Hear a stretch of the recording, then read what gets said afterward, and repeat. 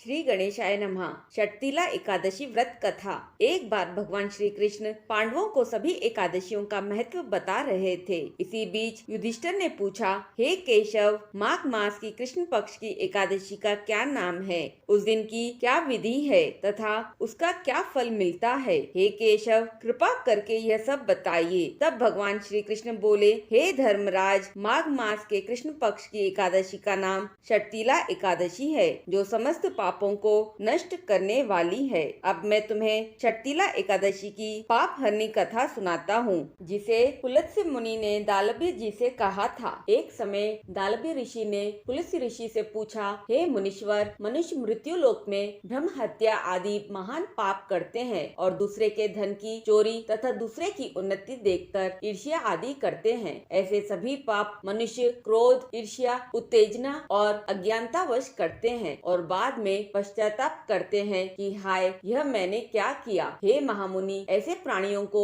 नरक से बचाने का क्या उपाय है? कोई ऐसा उपाय बताइए जिससे ऐसे प्राणियों को नरक प्राप्त न हो। ऐसा कौन सा दान पुण्य है जिसके प्रभाव से नरक यातना से बचा जा सकता है? यह सब आप कृपा पूर्वक कहिए। इस पर पुलत्स्य महात्मा बोले, हे महाभाग, आपने मुझसे अत्यंत गंभीर प्रश्न पूछा है। इससे संसारी जनों का बहुत लाभ होगा। जिस भेद को इंद्र आदि देव भी नहीं जानते, वह भेद मैं आपको अवश्य ही बताऊंगा। माघ मास आने पर मनुष्य को स्नान आदि से शुद्ध रहना चाहिए और इंद्रियों को वश में करके तथा काम, क्रोध, लोभ, मोह, ईर्ष्या तथा अहंकार आदि से सर्वथा बचना चाहिए। पुष्य नक्षत्र में गोबर, कपास, तिल मिलाकर कंडे अर्थात उपलेप बनाना चाहिए। उन कंडों से 108 बार हवन करें। जिस दिन मूल नक्षत्र और एकादशी तिथि हो, तब अच्छे पुण्य देने वाले नियमों को ग्रहण करना चाहिए। स्नान आदि नित्य क्रिया से देवों के देव भगवान श्री विष्णु का पूजन कीर्तन करना चाहिए। एकादशी के दिन व्रत करें और रात्रि को जागरण तथा हवन करें। उसके दूसरे दिन धूप, दीप, नैवेद्य से भगवान का पूजन करें और खिचड़ी का भोग लगाना चाहिए। उस दिन भगवान को पेठा, नारियल, सीताफल या सुपारी सहित अर्घ्य देना चाहिए और फिर इस प्रकार उनकी स्तुति करनी चाहिए। हे भगवान, आप निराश्रितों को शरण देने वाले हैं। आप संसार में डूबे हुए का उद्धार करने वाले हैं। हे पुंडरीकाक्ष, हे कमल नेत्रधारी, हे विश्व विधाता, हे सुब्रमण्यम, आप लक्ष्मी जी सहित मेरे इस तुच्छ अर्घ्य को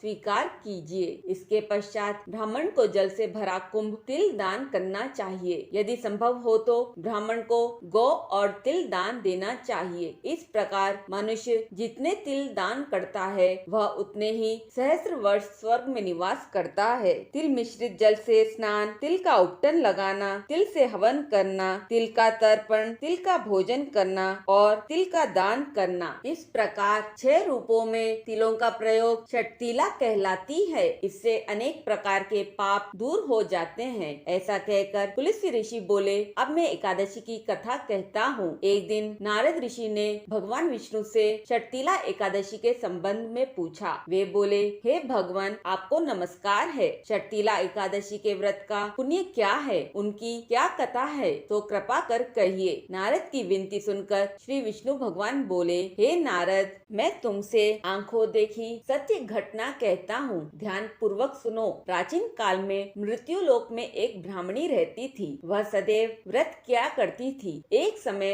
वह 1 माह तक व्रत करती रही। इससे उसका शरीर अत्यंत दुर्बल हो गया। वह अत्यंत बुद्धिमान थी। फिर उसने कभी भी देवताओं तथा ब्राह्मणों के निमित्त अन्नादि का दान नहीं किया। मैंने सोचा कि इस ब्राह्मणी ने व्रत आदि से अपना शरीर तो शुद्ध कर लिया है और इसको विष्णु लोक भी प्राप्त हो जाएगा, परंतु इसने कभी अन्नदान नहीं किया है। अन्न के बिना प्राणी की तृप्ति होना कठिन है। ऐसा सोचकर मैं मृत्यु लोक में गया और उस ब्राह्मणी से अन्न की भिक्षा मांगी। वह ब्राह्मणी बोली, हे महाराज, आप सत्य कहे कि आप कहाँ से आए हैं। मैंने सुनकर भी अनजान बनते हुए उसे कोई उत्तर नहीं दिया। इस पर क्रोध से उसने मेरे भिक्षा पात्र में मिट्टी का पिंड डाल दिया। इसके बाद मैं अपने धाम वापिस लौट आया। कुछ समय बीतने पर वह ब्राह्मणी भी अपनी तपस्या के प्रभाव से मेरे धाम में आई। मिट्टी के पिंड के प्रभाव से उसे उस जगह एक सुंदर गृह मिला, परंतु उसने अपने घर को